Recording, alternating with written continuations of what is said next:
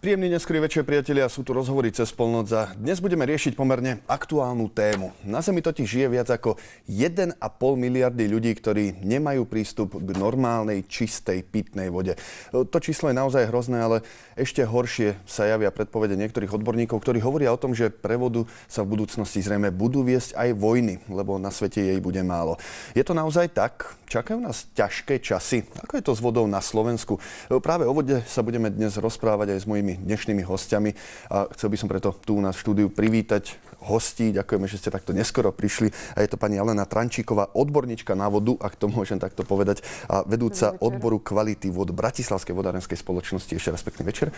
A taktiež v štúdiu vítam pána Pavla Helia, bývalý pracovník vodárny, dlhoročný vodár, taktiež v BVSke a historik a tiež človek, ktorý vie o vode a zdá všetko. Pekný večer aj vám.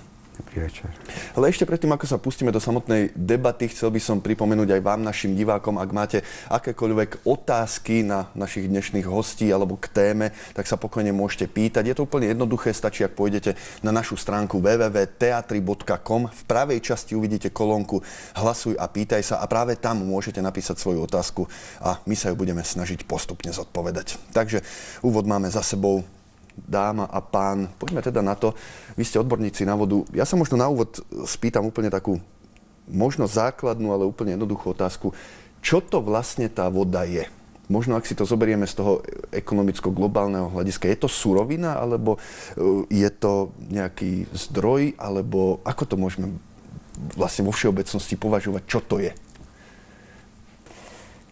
Voda je v prvom rade veľmi zvláštna tekutina. Má osobitné vlastnosti, s ktorými sa nemôžu pochváliť žiadne iné tekutiny. Voda sa používa, len si zoberme ráno, keď staneme, na aké rozdielne veci ju používame. Od prípravy čaju, až kým vyjdeme z domu, tá voda nám poslúži na veľmi rôznorodé veci.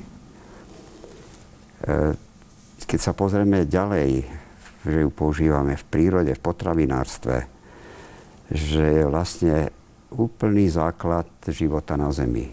Bez slnečného žiarenia, bez vzduchu a vody nebol by život na Zemi.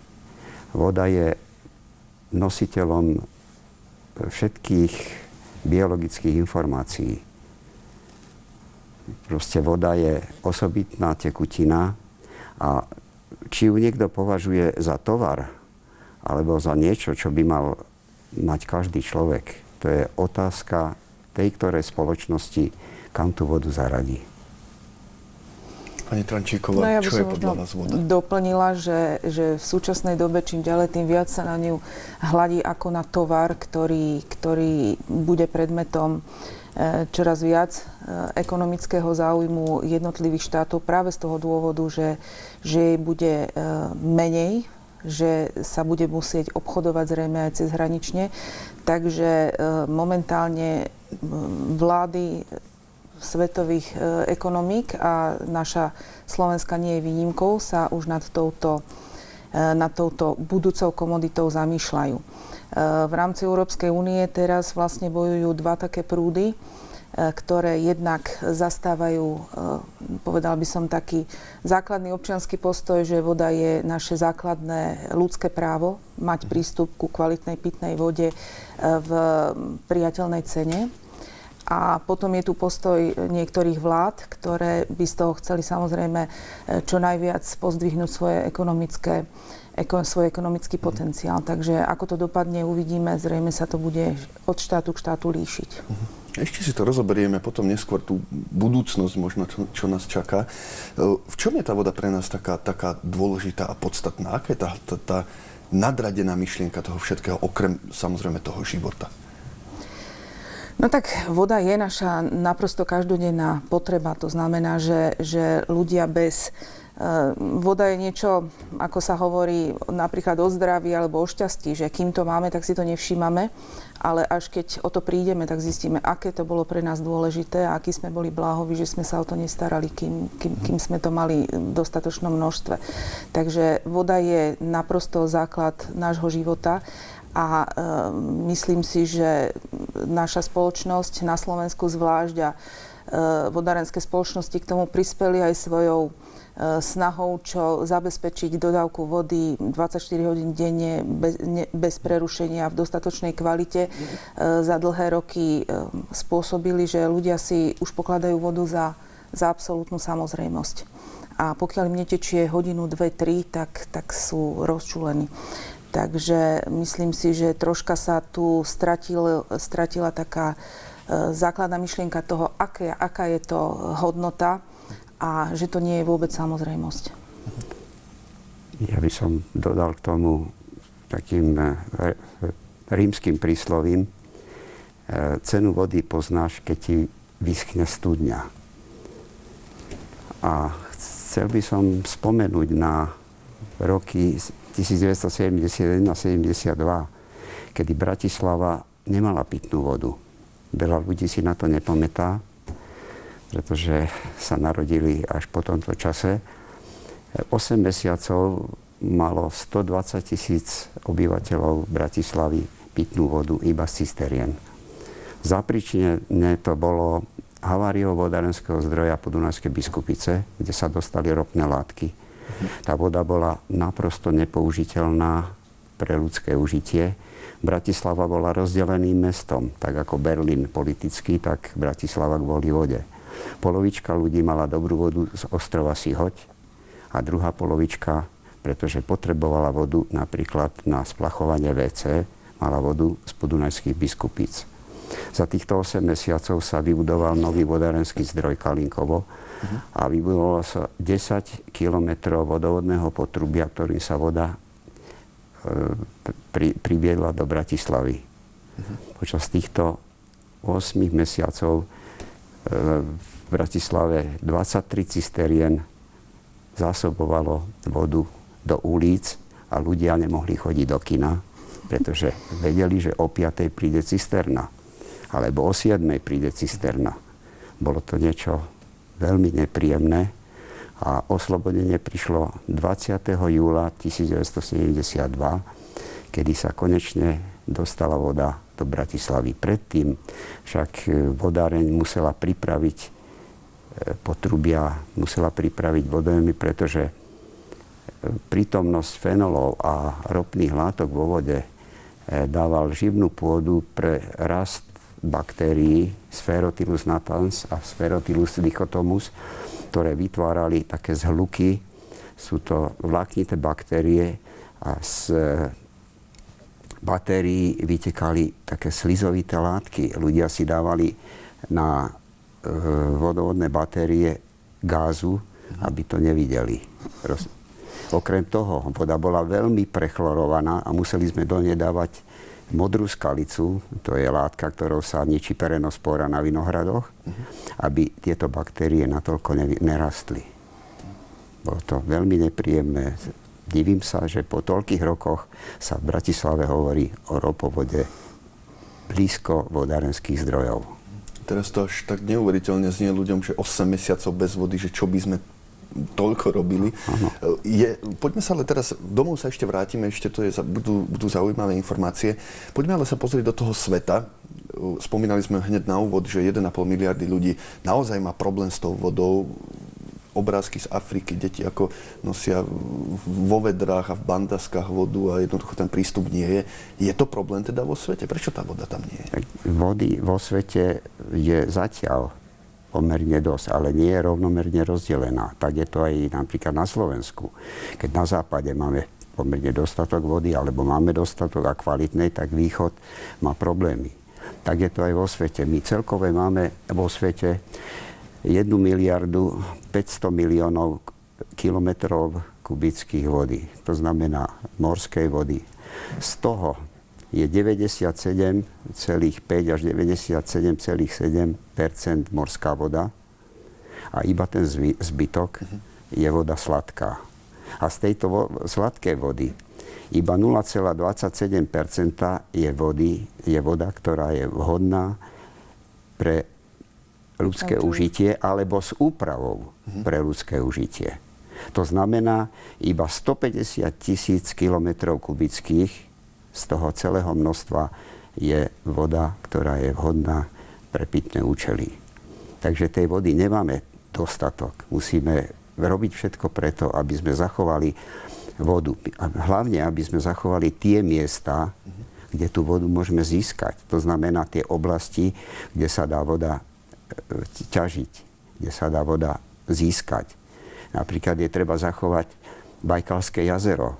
Lebo Bajkalské jazero obsahuje asi 20% z tej celkového množstva pitnej vody. Ale aj o ňom sa hovorí, že vysychanie, tam už tie hranice hladiny. Hlavne ten priemysel, ktorý sa buduje v okolí. No už teraz sa vraj robia opatrenia, ale je to úžasný fenomén.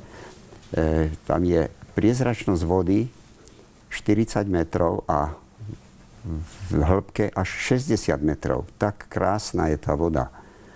Ale to všetko má svoje hranice a ľudský dokáže zničiť všetko, na čo siahne. Ďakujem. Ja by som možno prešla bližšie z toho globálu do štátov Európskej únie. Ja z okolností som člen komisie EUREAU, to je komisia, ktorá bola zriadená, ktorú zriadili vodárenské spoločnosti jednotlivých členských štátov v Bruseli, aby boli bližšie k tvorbe legislatívy, ktorá sa v Európskej únii tvorí a mohli ju jednak pripomienkovať, jednak z vlastného hľadiska podávať vlastné návrhy, čo sa týkajú pitnej vody. A z toho dôvodu teda mám troška prehľad aj o tom, čo sa v jednotlivých štátoch v rámci pitnej vody deje.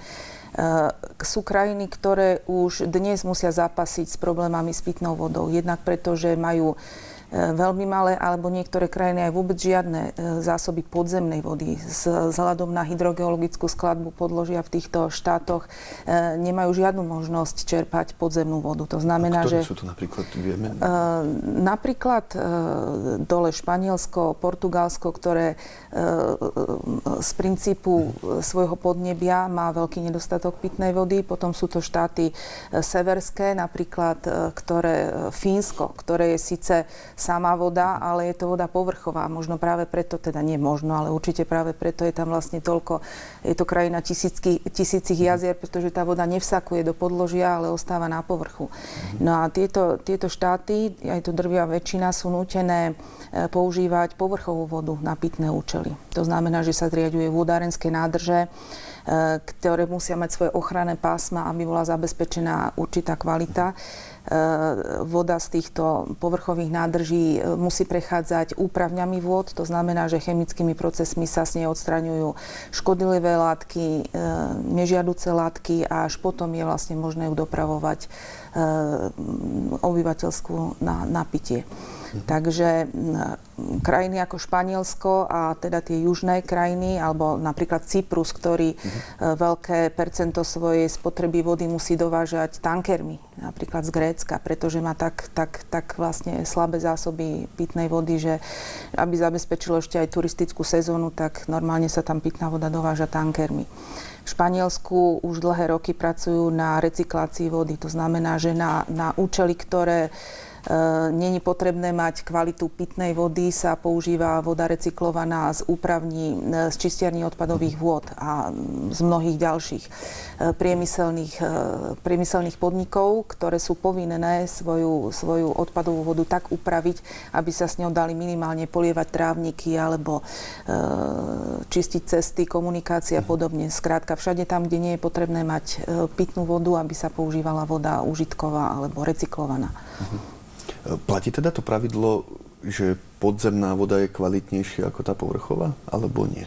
Jasné, pravda, že pretože podzemná voda je vlastne voda, ktorá tiež vlastne vzniká zo vsakovania zrážkových vôd, ale prechádza cez vrstvy podložia, ktoré svojim zložením dokážu vyčistiť túto vodu. Samozrejme len do určitej miery dokážu odstrániť organické látky a látky, ktoré sú v prírode prirodzené.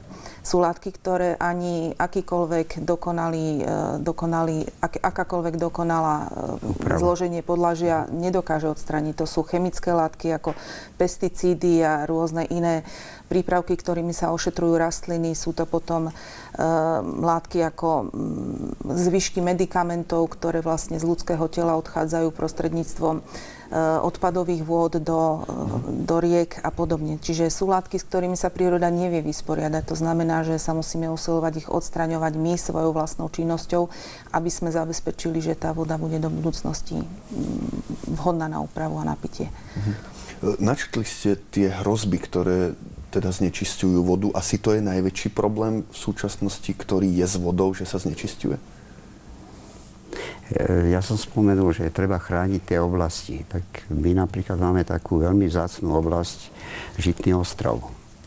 Žitný ostrov je najväčšia vnútrozemská delta, ktorá začína vlastne pri Devíne. Tam je aj taký malý vodárenský zdroj pre Devín. Potom je to známy ostrov Sihoť. Potom je to Pečňanský les. No a pod Bratislavou už vlastne začína Žitný ostrov. A my na Žitnom ostrove máme veľké zásoby pitnej vody. Je v tých priestoroch štrkopieskových, ktoré nám Dunaj priniesol počas štvrtohôr, sa nachádza asi 10 miliard kubíkov vody. A my by sme mohli odčerpávať 18 až 20 kubíkov vody za sekundu. Toľko nám Dunaj do tohoto priestoru vie dodať. Čiže to sú dynamické zásoby, ktoré sú neustále zásobované. Čiže sa to doplňa, hej? Áno, to, čo sa vyčerpá, doplní sa. Nie sú to statické zásoby, ako napríklad v Kalifornii. Keď Los Angeles malo voľakedy dostatok vody, dokonca artérskú vodu, ktorá sa minula a potom museli priviesť vodu z priehrady Boulder Dam niekoľko 100 kilometrov, aby zásobovali túto oblasť. Čiže my to máme tu na také perpetuum mobile, by som to nazval. Ale keď si my znečistíme vodu v Dunaji, tak je to nebezpečie. A keď si my nejakým spôsobom znečistíme to prostredie, tak tá voda prejde tým znečistením prostredím a už sa toho nezbaví napríklad ropných látok. To je tá skutočnosť, ktorú som spomenul, že sa stala v tom 71.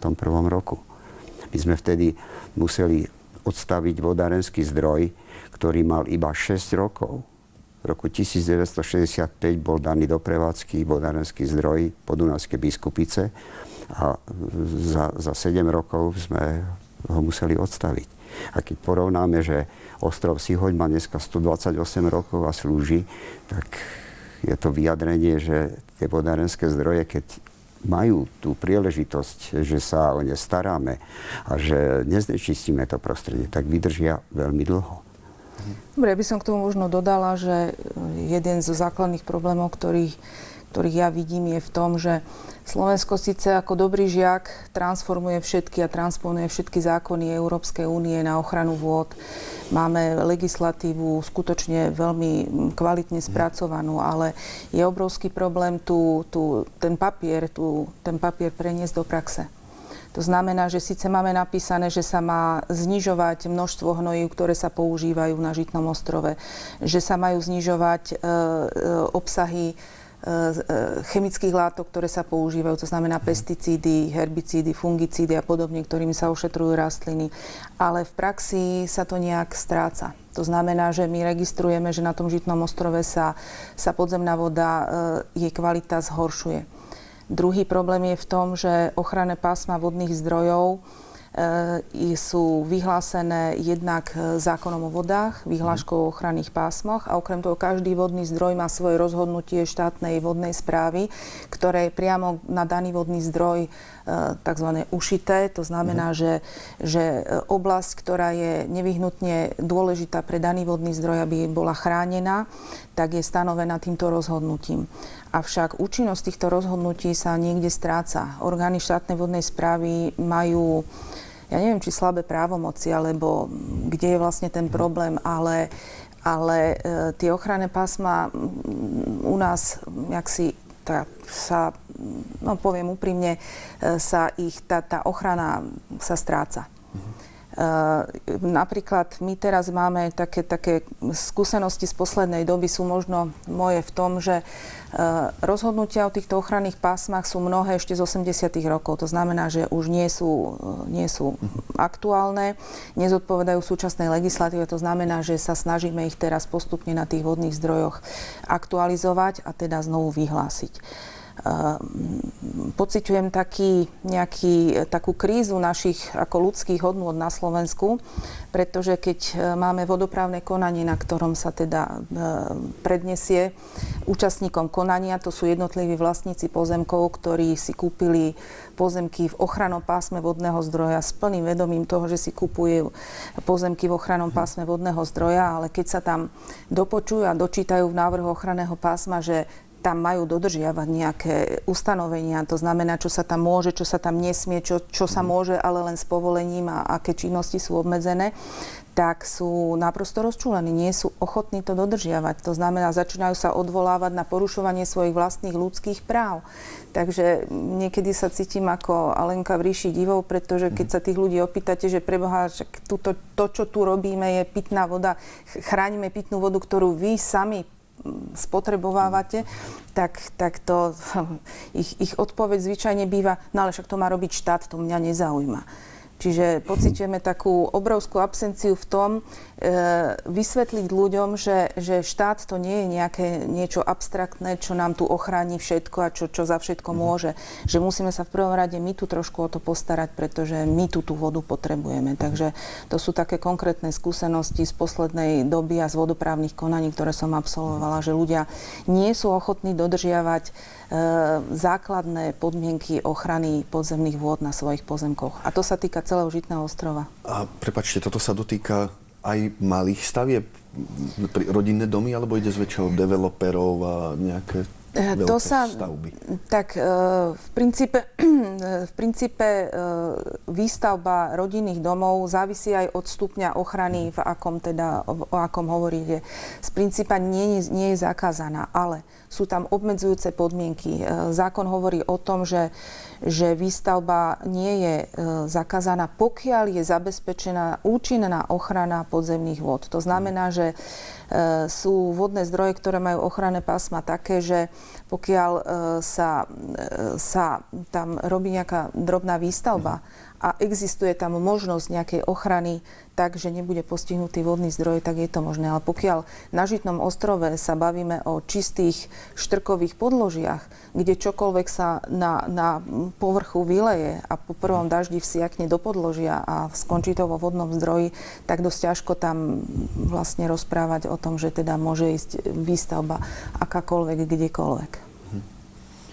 Je toto problém asi celosvetový, áno? Je ten problém niekde vypuklejší? Nejaké krajiny majú s tým problém? No samozrejme, že krajiny, ktoré už pociťujú klimatickými zmenami nedostatok vody a už teda na nich tak povedať zdolahla tá ťažoba nedostatku vody, tak už majú tú legislatívu podstatne prísnejšiu. Tam už, kde majú problém, tak tam už sa ide teda tvrdo. My sme paradoxne mali najlepšiu ochranu ešte za socializmu, kde boli vyhlásené ochranné pásma a tie boli v danej chvíli nedotknuteľné. Tam sa o tom nikto nebavil. A paradoxne s príchodom demokracie, ktorá sa na Slovensku dosť často zamieňa s anarchiou, mám ten pocit, sa nejak stratila tá úcta k tomu, že máme rešpektovať nejaké zákony a máme rešpektovať nejaké nariadenia. A to sa netýka len vodného hospodárstva, ale každopádne aj vodného hospodárstva. Poďme teraz možno späť na Slovensko a vráťme sa na ten náš najväčší možno zdroj. Slovensko je na tom relatívne dobre. Kde je ten náš najväčší zdroj vody? Ako si to vieme predstaviť? To je nejaké konkrétne miesto, kde je nejaká studňa vyvrtaná a odtiaľ tá voda ide? Alebo čo to je, kde to je? Ja by som začal tým. V Lani v júli Bratislava spotrebovala 4 miliardy 630 tisíc 557 metrov kubických vody. Aby som to tak trošku znázornil, keby sme to chceli umiestniť na Primaciálne námestie, ktoré má 1650 metrov štvorcových, tak tá voda by bola do výšky 2,8 kilometra. Toľko vody spotrebovala minulý rok v júli Bratislava. Získať takéto množstvo vody sa nedá z jedného bodu. To sa dá len z určitých plôch, pretože ten pohyb vody v podzemí má určité pravidlá, fyzikálne pravidlá. Cez ten štrkopiesok ona vie prúdiť len určitou rýchlosťou.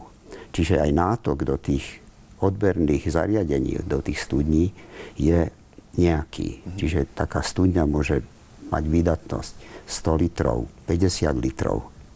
Čiže aby sme nazbierali cirka tých 1500 litrov sekundových, ktoré potrebujeme, aby sme toto množstvo za mesiac načerpali, tak potrebujeme tých studní niekoľko, veľa. Napríklad na ostrove Sihoď je ich 46. A preto potrebujeme, aby tie priestory boli dostatočne veľké. A k tomu, to čo hovorila kolegyňa, je treba aj ochranné pásma, lebo tá voda prichádza a prechádza tým prostredím, ktoré ak by bolo znečistené, tak je znečistená aj voda. Čiže vodárenský zdroj ako taký, to je prvé ochranné pásmo, musí byť absolútne čisté a to ochranné pásmo okolo takisto. A som spomenul, že my tu máme tie štrkopieskové náplavy, ktoré nám pripravil Dunaj v minulých rokoch. On vlastne vyplnil dno mora, ktoré nevieme z akej situácie, nikto z nás tu vtedy nebol, sa vyprázdnilo a vlastne vytvorilo podmienky, aby Dunaj mohol si odkladať to, čo prinášal z Alp, ktoré sa postupne znižovali a tu na to ukladal. Tak trvalo to veľmi, veľmi dlho, milióny rokov, až nám tu priniesol náplavy, ktoré majú mocnosti, ako som spomenul, že to začína v Devíne, tam je to asi 10 metrov, tie mocnosti. Ale už na Sihoti je to 12, na Pečnianskom lese, ktorý je naproti hotelu Devín, 15 metrov. A pod Bratislavou na najväčšom vodárenskom zdroji, tu je z toho fotografia, ten má výdatnosť 2470 litrov sekundových. Tu môžeme získať 2470 litrov sekundových. Za sekundu, áno. Tak tam sú mocnosti od 40 do 80 metrov. A na niektorých miestach... To sú studne, dovolím si povedať, tieto domčeky. Pozor tam. Na niektorých miestach na Žitom ostrove je mocnosť štrkov až 250 metrov. To všetko je plné vody. To je tých 10 miliard, čo som spomínal. A teraz tá voda na Žitom ostrove, ona nemá rovnakú kvalitu všade. Ona postupuje od Dunaja smerom dolu na juh. To je prirodzený tok. A teraz na jednom mieste sú podmienky na to, aby bola taká, že zodpovedá všetkým 80 parametrom, ktoré dáva nariadenie vlády na vodu pitnú, ale postupne prechádza, dajme tomu, nejakým územím, kde zostali ešte nejaké zvyšky starých stromov a takýchto vecí. Tam tá biológia z tej vody zobere kyslík, ona je hladná po kyslíku, ide ďalej, tam je zase kysličník železa, kysličník mangánu, tak si zobere železo, mangán, je nevhodná, lebo obsahuje mangán a železo. Ide ďalej, tam sú dusičňany, tie zase odovzdajú kyslík. Tak ona sa zbaví toho železa, toho mangánu, zase je dobrá. Takto sú rôzne miesta a tie treba vyhľadávať, na to máme hydrogeológov, oni vrtajú, zistujú tie plochy, v ktorých je to. A na základe toho bolo aj zistené, že vlastne na tom Žitom ostrove máme takéto vody asi tých 20 kubíkov, 20 000 litrov za sekundu, ktoré by sme mohli očerpávať. Samozrejme, to zatiaľ nie je využité. A my v súčasnej dobe máme problémy uchrániť tie zdroje, ktoré sú už vybudované. Napríklad tu pri tomto vodárenskom zdroji je veľký záujem vybudovať jeden rekreačný park s golfovým hryskom. A ako vieme, golfové hryská to sú chémia. A teraz, keby prišiel napríklad taký dážď, ako pred 2,5 rokmi v Taliansku, že zaplavilo mestá, ktoré sú pri mori, kde tá voda môže odtekávať, nestačila, tak to všetko zaplaví a chémia, ktorá je tam na vrchu, sa dostane do podzemia, dostane sa do vody, ktorá prichádza na vodárenský zdroj a dostane sa do našich pohárov. A to je to, čoho sa bojíme. Preto sme proti ropovodu, preto sme proti golfovému hrysku. Nie preto, že by sme nechceli, aby to tam bolo, ale to tam nemôže byť. Tak ako si chránime pri zváraní alebo pri obrábaní kovov oči okuliarami, tak musíme chrániť naše vodárenské zdroje. Ja by som možno k tomu ešte dodala, že síce Žitný ostrov má tú obrovskú kapacitu, ten potenciál, ale keď si ho predstavíme, ako teraz vyzerá, tú mohutnú zástavbu, ktorá na Žitnom ostrove existuje, tak v tejto chvíli už môžeme konštatovať, že žiadne nové vodné, veľkokapacitné vodné zdroje už tam nemajú kde byť vybudované. Už skrátka tam není na to miesto, aby bol vodný zdroj s príslušnými ochrannými pásmami vybudovaný. To znamená, že už len tie vodné zdroje, ktoré tam v súčasnosti máme, sú vlastne do budúcna pre nás využiteľné. Takže preto sú ešte vzácne. A budú stačiť teda? Tak principiálne, pokiaľ sa k ním budeme chovať slušne a pokiaľ naozaj zabezpečíme ich ochranu včas, to znamená, že teraz je ešte za 5 minút 12, alebo už 12, nielen v štúdiu, ale aj na tom Žitnom ostrove, tak nám môžu stačiť. Ale pokiaľ sa k nim budeme chovať macožsky, tak síce kvantitatívne asi tam tá voda bude vždy, ale kvalitatívne sa dopracujeme k tomu, že ju budeme musieť chemicky upravovať predtým, aby sme ju mali vhodnú na pitie. Dobre, dáme si teraz takú kratučku prestávku, ak dovolíte. Ešte máme pred sebou naozaj množstvo vecí a zaujímavých vecí, takže aj vy diváci zostaňte s nami a o minútku sme naspäť.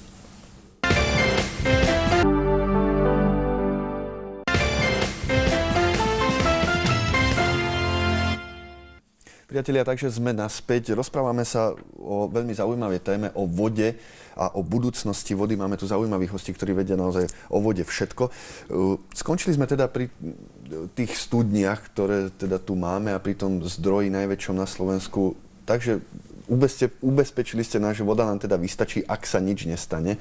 Ak dovolíte, aby som ale teraz prešiel k otázkam od našich divákov, pretože už sa nám začínajú pomerne hromadiť, tak ak môžeme, na pár z nich odpovieme. Ešte pre vás, divákov, spomeniem, ak máte teda otázky, pokojne píšte, adresa www.teatri.com, v pravej časti je kolónka Hlasuj a pýtaj sa, tam môžete dávať otázky a my sa ich budeme pýtať. Ale poďme teda postupne. Spomínate si na udalosti okolo roku 61, vy ste spomínali 71. Vtedy bola v Bratislave veľká ekologická katastrofa. Dočítal som sa, že všetky vodné zdroje v okolí sú odvtedy kontaminované a to až dodnes. Je to pravda?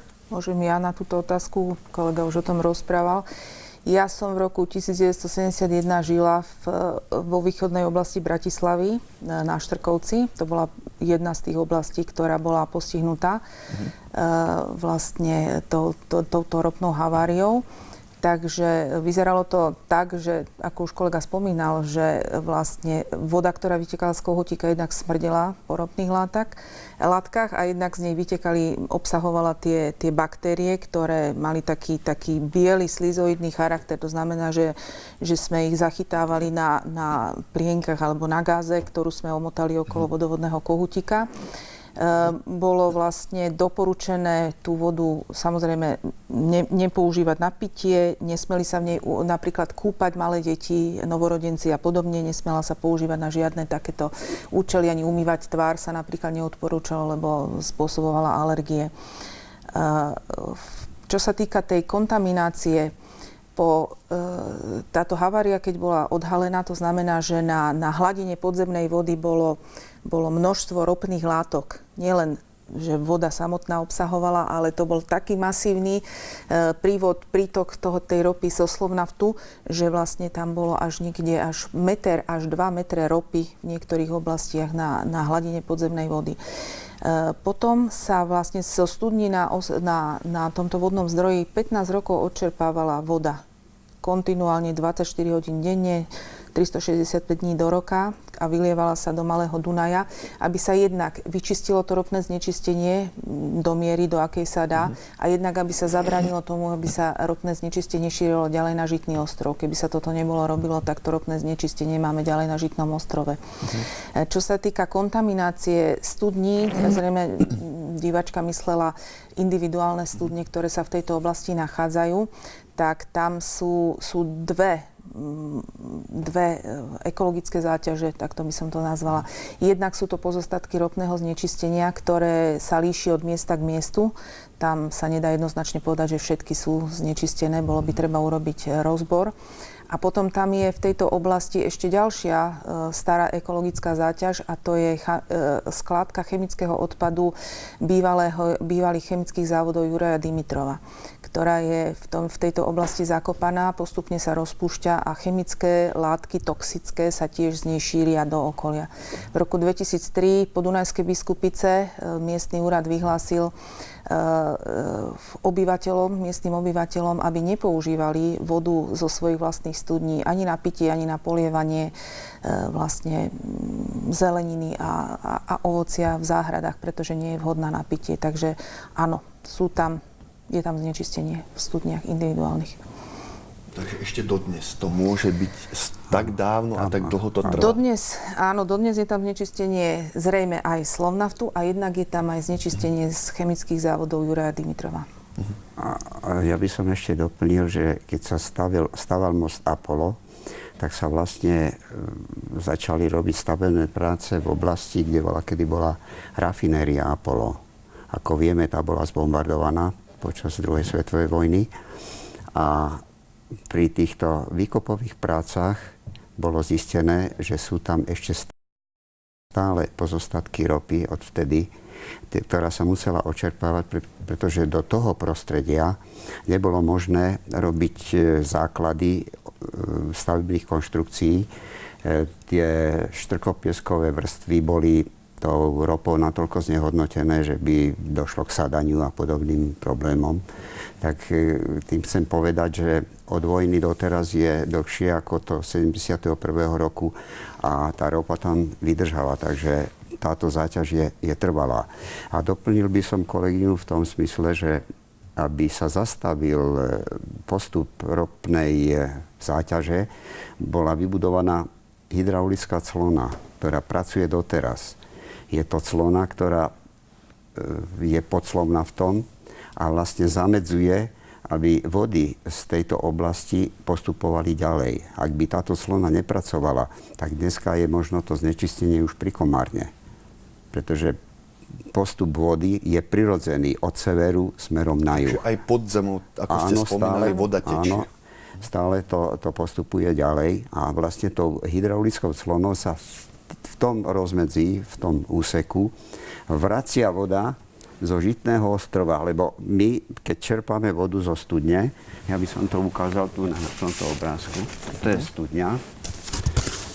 A my keď tu je hladina podzemnej vody, my keď začneme čerpať, tak tá voda klesne. Vytvorí sa taký kužel hydraulický nátok.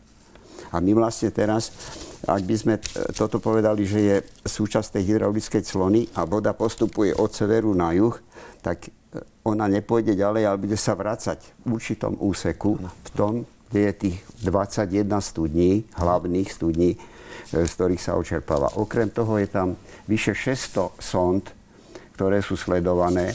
V Slovnafte je jeden dispečerský kolos, dispečerské pracovisko, kde sledujú, stále monitorujú, aká kvalita vody je v jednotlivých tých sondách a okrem toho neustále chodia a z určitých sond odčerpávajú ropné látky, aby nepostupovala ďalej.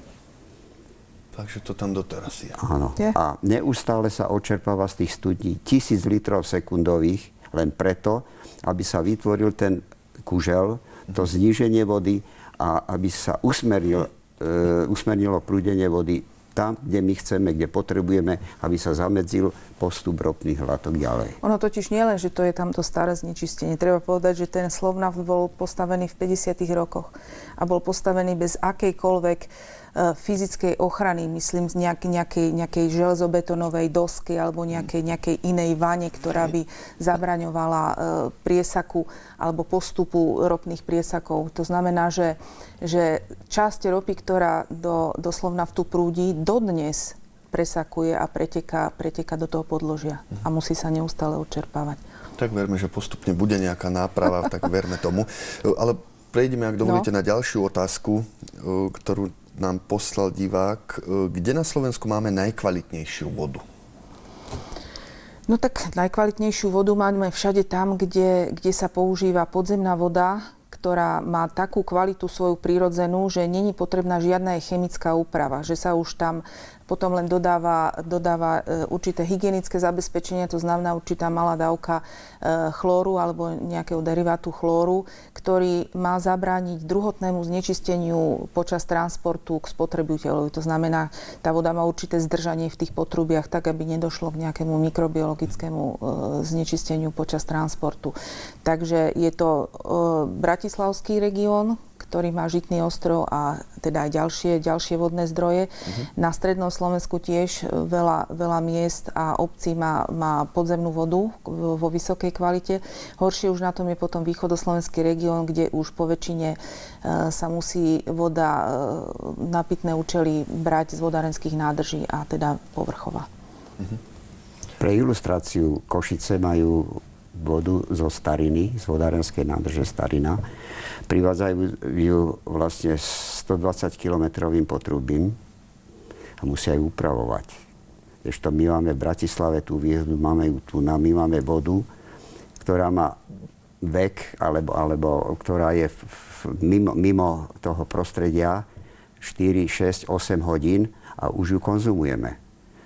Ale aby prešla 120 kilometrov, to trvá možno 36 hodín. Čiže tá voda, ktorá je v Košiciach, je oveľa staršia. Pre ilustráciu môžem povedať, Viedeň má vodárenské zdroje vzdialené od Viedne jeden 70 km a druhý 150 km. Trvá 36 až 42 hodín, kým príde voda do Viedne. To je na okraji Viedne a teraz ešte je distribuovaná do jednotlivých tlakových pásiem, do jednotlivých ulic. To trvá ďalších 10-12 hodín a ľudia v Bratislave si sťažujú, že voda v Bratislave nie je dobrá. Je absolútne čerstvá, len možno niekedy treba odpustiť 10, 15, 20 litrov vody, čo z ekonomického hľadiska je zanedbateľné, pretože kubík vody, 1000 litrov vody stojí 1 euro 12 centov, tak si to prepočítajme, koľko stojí 15 litrov vody a každý bude mať čerstvú vodu. Nemusí kupovať vodu balenú, ktorá je v tých fľašiach niekedy mesiac, 2 mesiace, nevieme. A pokiaľ sú tie fľaše ožarované slnkom, teda ultrafialovými lúčmi, tak tam vznikajú ftaláty, ktoré sú karcinogénne. Tak ja neviem, či je dôvod, aby niekto kupoval na bežné užívanie, pokiaľ necestuje vodu balenú. K vodám sa ešte dostaneme k týmto, pretože pozerám, že aj diváci nám napísali pár otázok ohľadom tohto, ale predsa by som sa spýtal,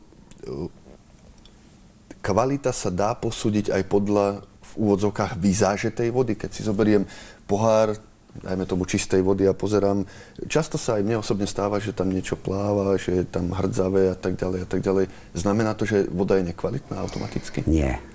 Nie, voda musí spĺňať parametre, ktoré stanovuje nariadenie vlády pre vodu určenú na ľudskú spotrebu. A tam ten má tých 82 či 86, teraz neviem presne. 82 plus 3.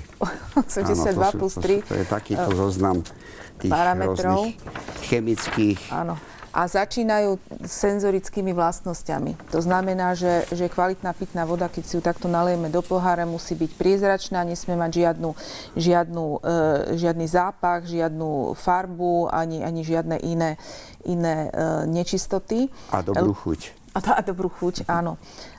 Ľudia si dosť často myslia, stretávame sa s tým teda dosť často, že keď si napustia vodu z vodovodného kohútika, takže je taká biela. A po väčšine majú dojem, že to je chlór. také sťažnosti s týmto obsahom dostávame do vodární pomerne často, ale môžem upozorniť divákov alebo ubezpečiť, že sa nejedná o chlór. Väčšina domácností má na vodovodných kohutíkoch namontované tzv. Perlátory. A dokonca aj keď ich nemajú, tak samotný vodovodný kohutík tam má také sítko, ktoré zabezpečuje také rozptýlenie tej vody. To znamená, že to biele, čo vidíme v tom pohári, to je vzduch, ktorý sa dostane do vody. Chlór vo vode nemá žiadnu farbu, ani bielu, ani nejakú. To znamená, že keď sa počká aj minútu, dve a vzduch sa z tej vody vyparí, tak voda je naprosto číra. Čiže toto by som chcela jeden taký mýtus, ktorý je pomerne rozšírený, tuto vyvrátiť. Ja by som doplnil, že ak by v tej vode bolo toľko chlóru, aby bola až tak zakalená, tak po vypití by ten človek už druhý pohár nevypil. To je jedna vec. A vy ste spomenuli, že tam niekedy niečo pláva. Áno, bratislavská voda aj všetky vody, ktoré sú dobré, musia obsahovať vápnik a horčík. Tento vápnik a horčík, on sa niekedy vyzráža a vytvorí také bločky. Tento vápnik a horčík sa ukladá aj na potrubie. To znamená, že tá hydrouhličitanová rovnováha je zabezpečená, že voda je plná tých látok a ona ich odovzdáva do svojho okolia. To isté sa vám robí v kanvici, v ktorej prevárate vodu. To je tzv. Prechodná tvrdosť. Tým sa trošku zníži tvrdosť vody a z tých látok, z horčíka a vápnika, zostane taký povlak. A to nie je škodlivé, to je z tej vody. To sú minerály vlastne. To sú minerály, ktoré my potrebujeme. Svetovou zdravotníckou organizáciou bolo zistené, že oblasti, kde je voda hladná, to znamená, že neobsahuje tieto látky, trpia poruchami obehového ústrojenstva. Často dostávajú infarkty. To nie je slovenské zistenie, to je celosvetové zistenie. Začali s tým Japonci niekedy v 50. rokoch a je to zistené a potvrdené. Oni to zistili na základe toho, že v oblasti riek, z ktorých oni čerpali vodu, upravovali a dodávali občanom, ktorá bola mäkká. Dažďová voda je mäkká, nie je vhodná na užívanie. Tí ľudia tam často choreli. A tam vlastne to začalo a teraz sa to prenieslo do celého sveta a je to potvrdené. Ja by som možno ešte tuto pridala, teraz je taká veľká moda používať rôzne filtračné zariadenia, všelijaké filtračné konvice a ešte dokonca filtračné zariadenia na princípe reverznej osmózy a rôznych ešte ďalších zložitých chemických procesov. Takže je to jednak naprosto zbytočné, pokiaľ sa jedná o pitnú vodu, ktorá je dodávaná v Bratislave, v okolí alebo vôbec na celom Slovensku. Z vodovodného kohútika je zaručené, že voda, ktorá tečie, spĺňa všetky potrebné parametre a nie je potrebné ju nejakým spôsobom ďalej filtrovať.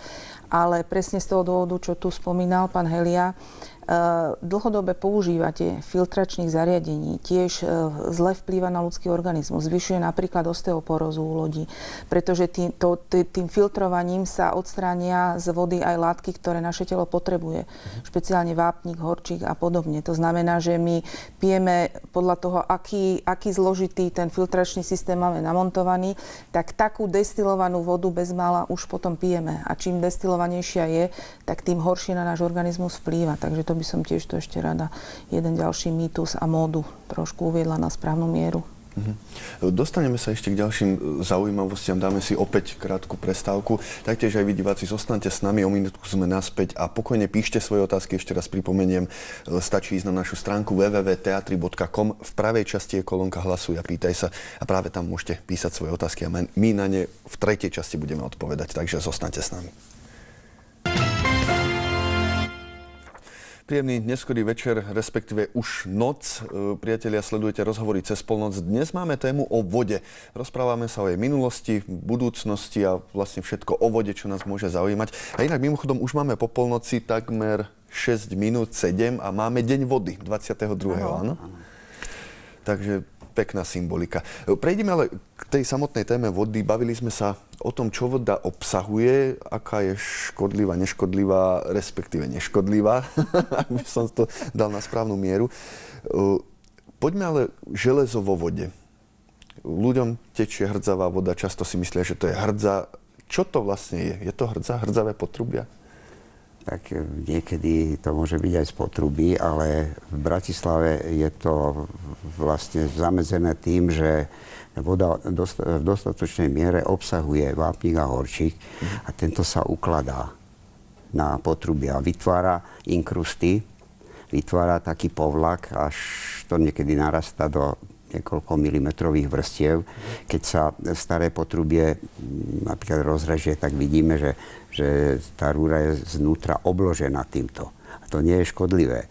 Z času na čas sa kúsok toho odtrhne a príde k nám do pohára. My sme celí zrození. Ale to kľudne môžeme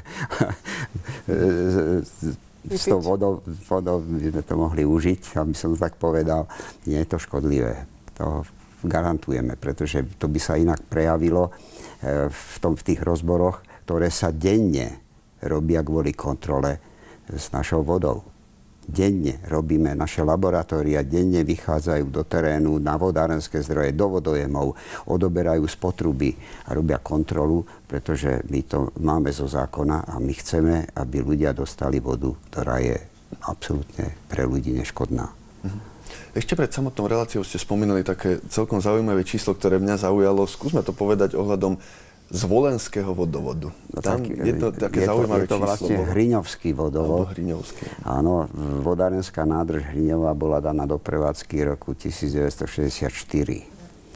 A tá voda má charakter, že je hladná. Čiže je to povrchová voda z riečky, prepáčte, neviem jej názov, teraz si spomenúť, ktorá preteká kryštaliníkom, teda nemá dostatok týchto látok, horčíka a vápnika. A to sa prejavuje v tom, že tá voda si to získava zo svojho prostredia. Keď príde do vodojemu, tak z betónu odoberá vápnik, lebo tam je určité množstvo vápna. Keď príde do potrubia, tak rozoberá to potrubie.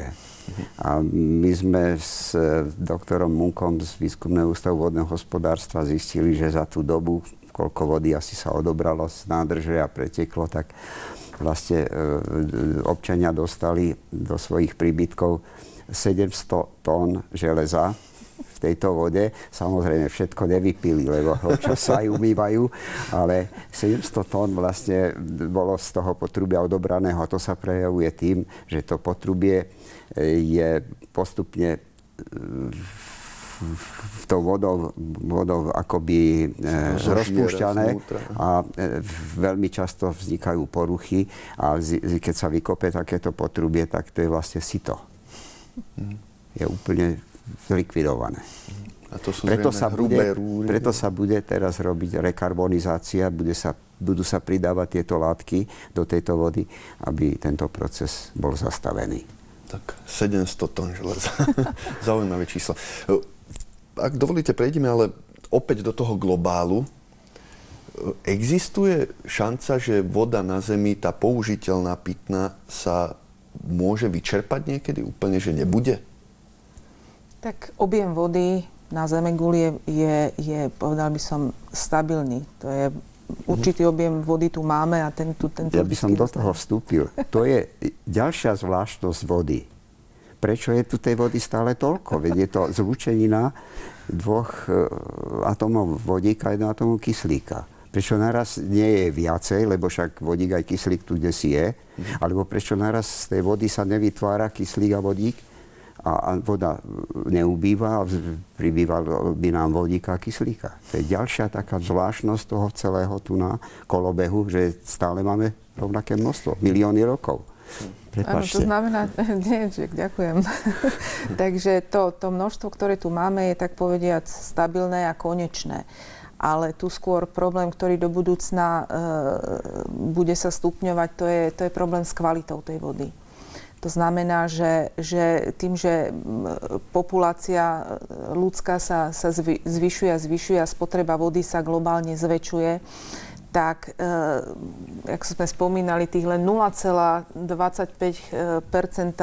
tej vody vhodnej na pitné účely zo všetkej tej vody, áno, dokonca len z tej sladkej vody, ktorú máme k dispozícii, tak nebude dosť v jej prirodzenej kvalite. To znamená, že čím ďalej, tým viac budú musieť štáty, a to už teraz sú štáty, ktoré majú nedostatok vody, aj v Európskej únii ich máme, a musia sa postarať o to, aby každá kvapka, ktorá nie je potrebná, aby mala kvalitu pitnej vody, sa používala vlastne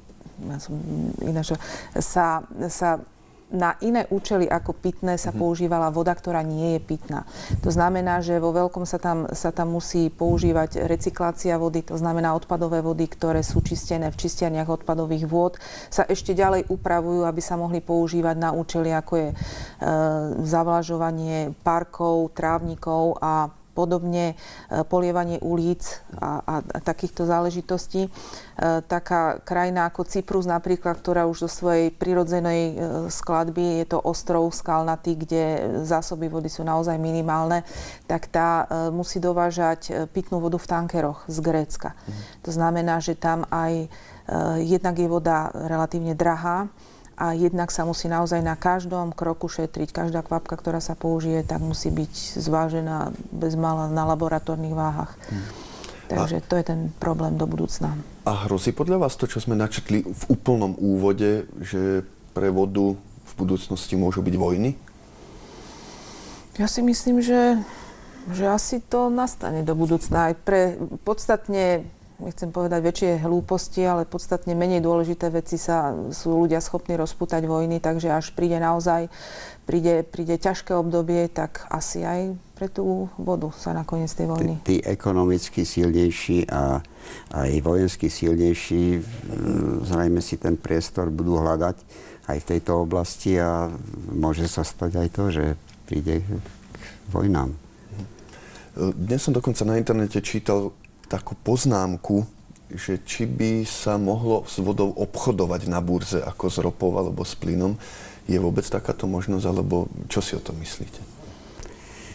Ja by som na to dneska nevedel odpovedať, lebo na burzách sa obchoduje so všeličím a obchoduje sa s tým, s čím sa predtým neobchodovalo a s čím sa bude o 5 alebo 105 rokov obchodovať, ťažko dneska predpokladať. Neviem, no v danej chvíli si myslím, že asi až tak ďaleko neprídeme, že by sa obchodovalo priamo na burze, ale určite medzinárodné obchody s vodou asi budú nevyhnutné vzhľadom na to, že rozloženie tých zásob vody je veľmi nerovnomerné. To znamená, že sú štáty, ktoré majú prebytok a sú štáty, ktoré majú ťažký nedostatok. To znamená, že bude musieť dôjsť v nejakom horizonte k vzájomnému obchodu s touto komoditou. Či sa to dostane na burzu, to si netrúfam odhodnúť, ale určite medzištátne obchody s vodou budú. Dobre, ak dovolíte, poďme na divácké otázky, pretože naozaj ich tu je množstvo, aby sme aspoň zo pár stihli zodpovedať. Dobrý večer, nemala by aj v štátoch, ktoré majú dostatok vody, napríklad Slovensko, existovať štátna alebo európska stratégia pre trvalo udržateľné riadenie vodných zdrojov? Inak povedané, nie je luxus splachovať pitnou vodou? Tak musím povedať, že v rámci Európskej únie, aj keď sa to teda tak nevolá, tak stratégia trvalo udržateľnej starostlivosti o vodné zdroje existuje. Bola prijatá tzv. Rámcová smernica o vodách, ktorá hovorí o tom, akým spôsobom by sa štáty mali starať o všetky druhy vôd. Nie len teda o vodu pitnú, ale aj o vodu morskú, o vodu podzemnú, povrchovú a všetko. A že by mali všetky svoje činnosti koordinovať tak, aby došlo nie že k zhoršovaniu, ale k zlepšovaniu stavu všetkých týchto vôd. To znamená, že legislatívny nástroj tu je. Všetky štáty Európskej únie ho implementovali do svojich vlastných legislatív. Už je len potom na jednotlivých vládach, akým spôsobom dokážu to, čo majú na papieri, transformovať potom do života. A dodržovať. A dodržiavať, áno. Pán Helia, je správne, že splachujeme pitnou vodou? To je problém technický do určitej miery. Predstavte si, že by sme mali doma 2 druhy vodovodov. Akým spôsobom zabezpečíme, aby sa dieťa nenapilo z tej vody, ktorá nie je vhodná na ľudské užitie. A okrem toho vybudovať ďalšiu infraštruktúru iba na túto vodu, ktorá nezodpovedá týmto kvalitám. To by bolo veľmi drahé. Už dneska hovoríme, že je drahá voda, čo teda, keď porovnáme k cigaretám, vôbec nie je pravda. Ale to si nevieme predstaviť. Skôr by mohlo prísť k tomu, že všetká voda bude nevhodná a budeme mať len trošku vody vo fľašiach, ktorú budeme mať na ľudské užitie. Ja by som možno ešte doplnila, že v krajinách, kde teda je problém s pitnou vodou, s dostatkom kvalitnej pitnej vody, ako je Holandsko, Belgicko a podobne, kde sa upravuje povrchová voda, tak tam už je dosť rozšíreným fenoménom využívať na splachovanie a teda na užitkové účely vodu z vlastných studní, respektíve recyklovanú vodu dažďovú, čo zachytávajú v nádržiach a podobne.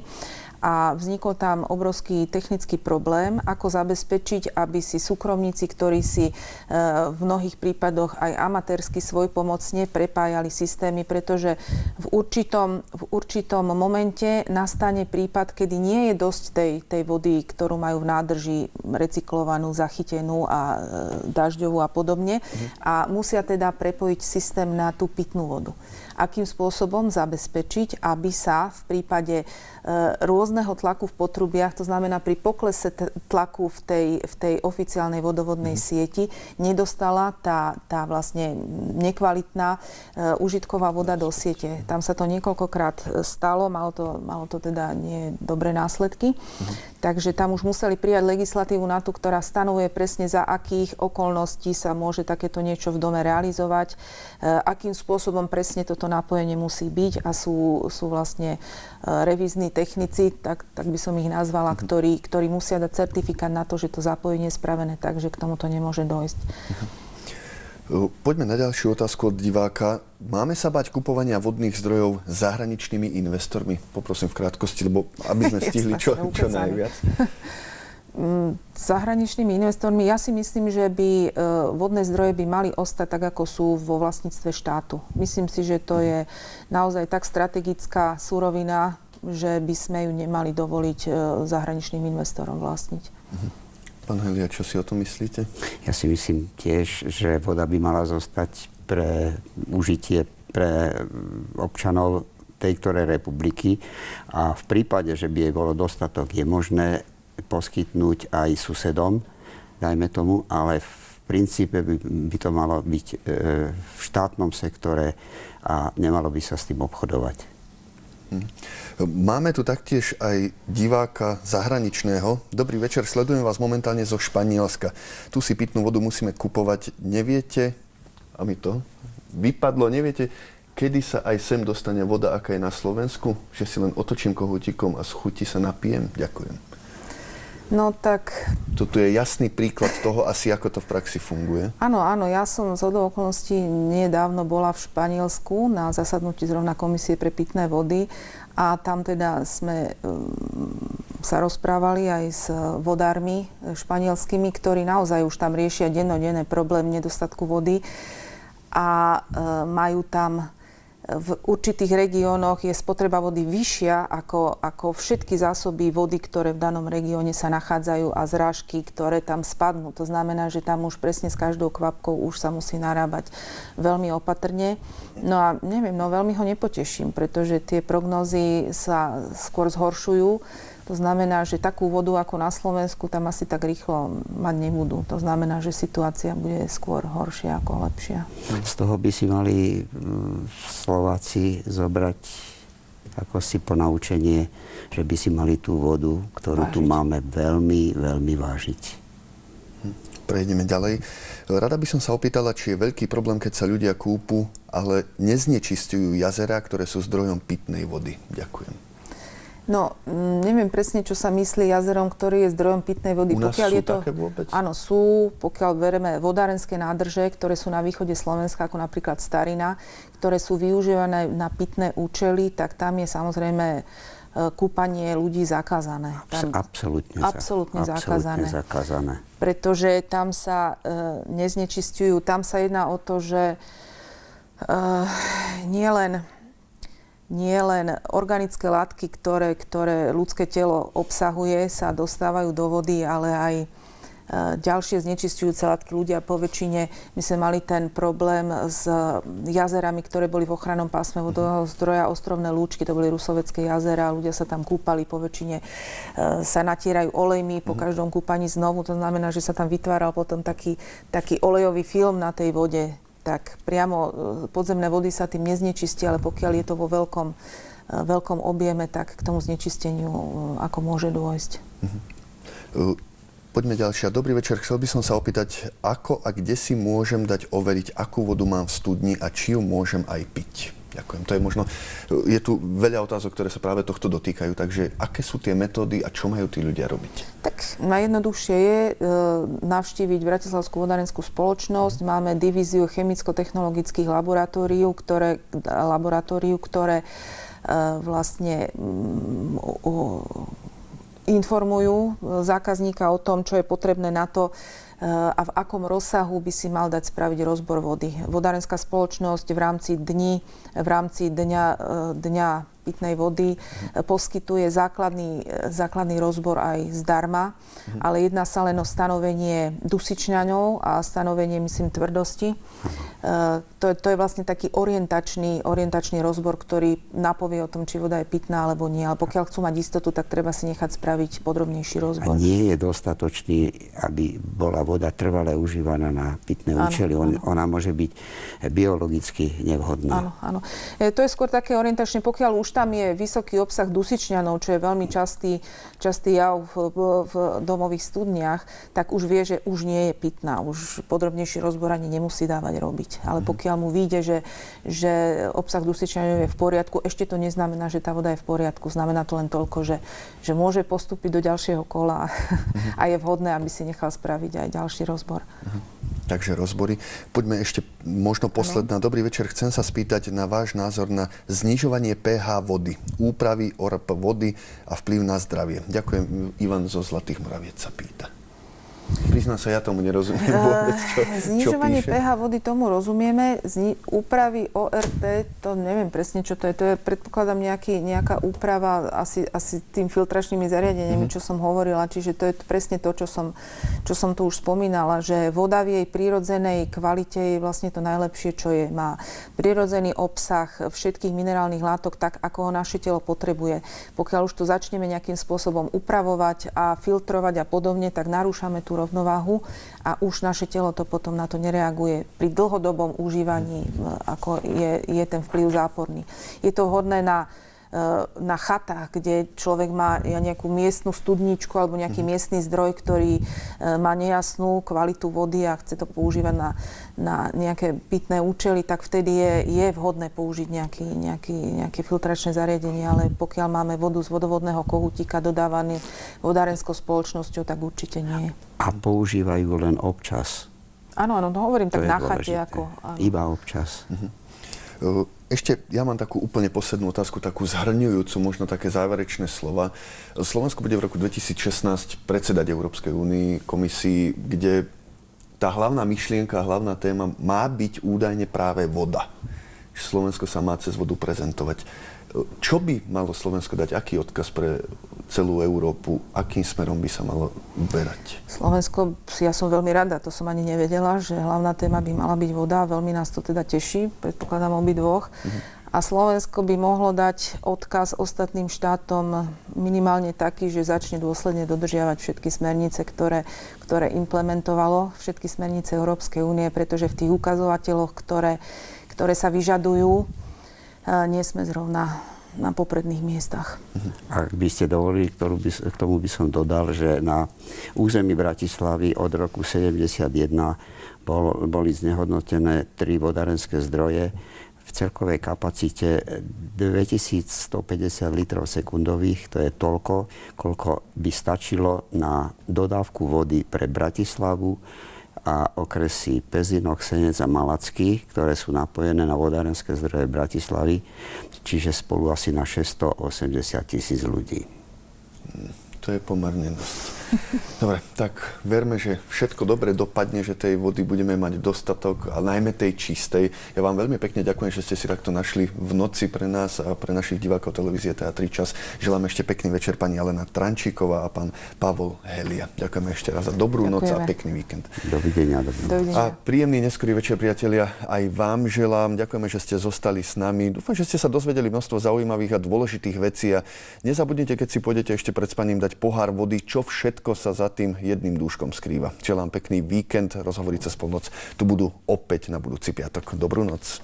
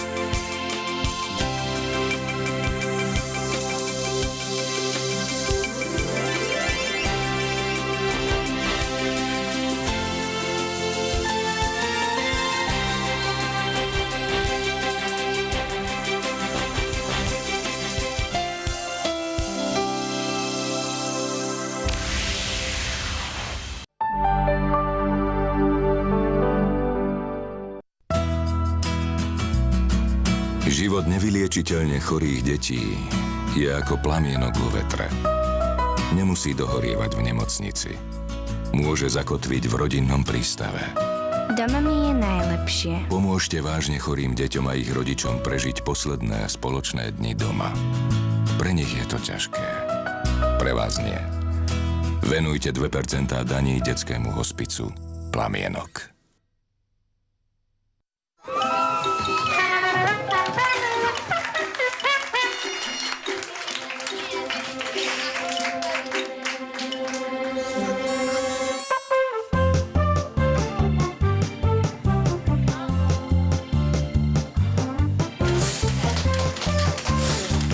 Sú chvíle, ktoré si bez svojich blízkych nedokážete predstaviť. S tabletom ich cez videohovor môžete mať vždy pri sebe. Nový tablet spolu so smartfónom už od 1 eura na vás teraz čaká v Orange.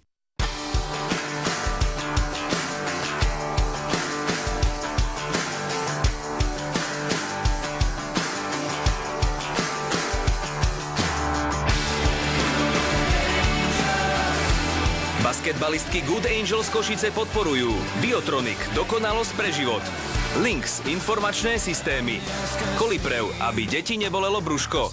Max D, priemyselné technológie. A Stabilita, pilier vášho dôchodku. Toto je Miro. Jeho zamestnanie ho nenaplňa. Veľmi dlho zvažoval zmenu, no pomohla mu až konzultácia v poradenskom centre celoživotného